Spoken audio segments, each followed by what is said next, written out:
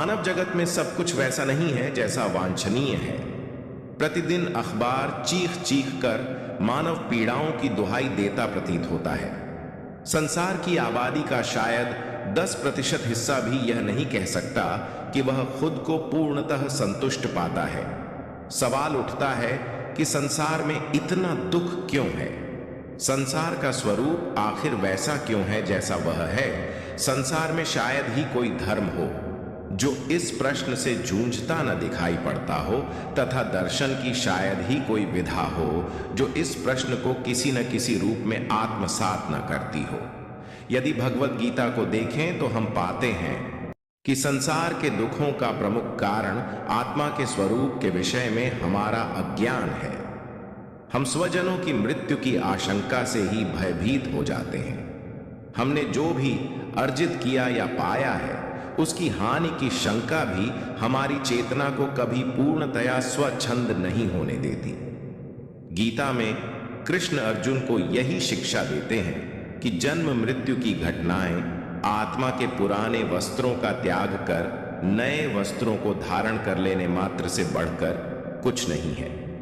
चूंकि आत्मा ही एकमात्र संसार में शाश्वत तत्व है, इसलिए हम जो भी अर्जित करते हैं वह बाह्य कारणों से ही हमारे पास संग्रहित होता है तथा अनबाह्य कारणवश हमसे दूर भी हो सकती है। गीता हमें दुखों का कारण बताकर उनसे निवारण की दिशा दिखाती है। ईसाई धर्म के प्रमुख ग्रंथ बुक ऑफ जॉब में एक रोचक कथा है। यीशु के परम भक्त जॉब ने पूरा जीवन उनकी शिक्षाओं के अनुरूप बिताया है, लेकिन वह अत्यंत पीड़ादायक स्थिति में है। उसका परिवार, घर तथा संपत्ति आपदा की भेंट चढ़ चुके हैं। एक ही प्रश्न उसके रोम रोम में गूंज रहा है कि आखिर उसी के साथ ये सब क्यों हुआ।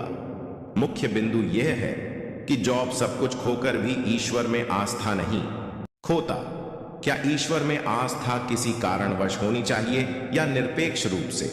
बौद्ध तथा जैन दर्शन श्रमण परंपराएं कहलाती हैं तथा निरश्वरवादी हैं। जगत में दुख है।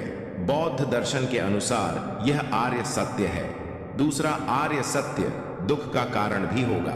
तीसरा, दुख का कारण है तो उसका निराकरण भी होगा। चौथा, आर्य सत्य यह है कि यदि दुख का निराकरण है तो दुख निवृत्ति का मार्ग निश्चित ही है। किंतु बौद्ध दर्शन के अनुसार अपनी पीड़ाओं का निराकरण स्वयं की तत्परता तथा श्रम से होगा। इसके लिए बौद्ध दार्शनिक शील, समाधि तथा प्रज्ञा खोता।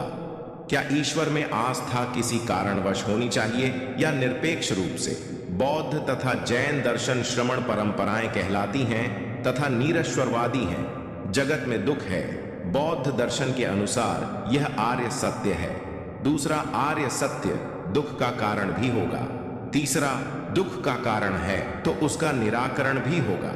चौथा, आर्य सत्य यह है कि यदि दुख का निराकरण है तो दुख निवृत्ति का मार्ग निश्चित ही है। किंतु बौद्ध दर्शन के अनुसार अपनी पीड़ाओं का निराकरण स्वयं की तत्परता तथा श्रम से होगा। इसके लिए बौद्ध दार्शनिक शील, समाधि तथा प्रज्ञा जैसे सद्गुणों का मार्ग सुझाते हैं। वहीं दूसरी ओर जैन दार्शनिक रत्नत्रय अर्थात सम्यक दर्शन, सम्यक ज्ञान तथा सम्यक चरित्र अपनाने के लिए प्रेरित करते हैं। किंतु दुख तथा ईश्वरीय सत्ता के बीच असंगता अपरिहार्य रूप में दिखाई पड़ती है। ईश्वर की अवधारणा में ही उसके सर्वशक्तिमान, सर्वज्ञ तथा करुणामय होने की अवधारणाएं अंतर्निहित हैं। यदि ऐसा है तो वह हमारी पीड़ाओं से अनभिज्ञ नहीं हो सकता, किंतु ज्ञान होते हुए भी वह उनका निराकरण न करे, ऐसा असंभव है। जब मनुष्य की पीड़ाओं के निराकरण का उपाय ईश्वर के पास उपस्थित है, तब जगत में जीवन इतना पीड़ादायी क्यों है? इसका उत्तर या तो यह कहकर दिया जा सकता है कि ईश्वर आस्था का विषय है, तर्क का नहीं, तथा आस्था जब निरपेक्ष तथा अकारण है तभी उसका नैतिक मूल्य है। या फिर यह कहकर दिया जा सकता है कि सांसारिक दुख ईश्वर के कारण नहीं, वरन हमारे स्वयं के अज्ञान तथा अबोध के कारण है। तथा उसका निवारण भी हमारे अपने श्रम से स्वयं में सद्गुण का अर्जन तथा विकास करने में है। एक बार एक जिज्ञासु बालक और उसके शिक्षक थे।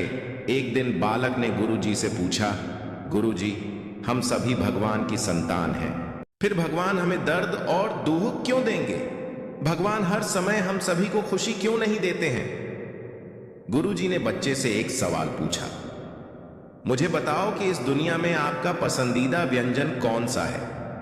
बच्चे ने जवाब दिया, गुलाब जामुन। गुरु ने बच्चे को 5 गुलाब जामुन दिए और कहा कि अब इन्हें खाओ। खुशी और उत्साह के साथ बालक ने पहले एक गुलाब जामुन खाया, फिर उसने दूसरा खाया और शुक्रिया करते हुए कहा कि प्रभु वाह। फिर उसने तीसरा खाया, लेकिन उसके चेहरे पर ना तो उत्साह था और ना ही शुक्रिया। चौथा गुलाब जामुन खाते हुए उसने कहा कि बस बहुत हो गया, मेरा पेट भर गया है। गुरुजी ने आदेश पूर्वक 5वां गुलाब जामुन खिला दिया। उसने निवेदन करते हुए कहा कि और अधिक नहीं खा सकता हूं। अब गुरुजी ने हंसते हुए कहा, यह तो तुम्हारी पसंदीदा डिश है, फिर भी केवल 5 खा पाए हो। बच्चे ने कहा, नहीं सर, मैं नहीं खा सकता। शिक्षक ने कहा कि इसलिए भगवान लगातार खुशी नहीं देते हैं, हर समय खुशी खुशी और संतुष्टि नहीं देते हैं। वह कुछ समय मसालेदार, उदासी, कड़वे, असंतोष और खट्टे आंसू भी देता रहता है ताकि खुशी फीकी ना हो जाए। अगर हमारी स्टोरी से जुड़े आपके कुछ सवाल हैं तो आप हमें आर्टिकल के नीचे दिए कमेंट बॉक्स में बताएं। हम आप तक सही जानकारी पहुंचाने का प्रयास करते रहेंगे।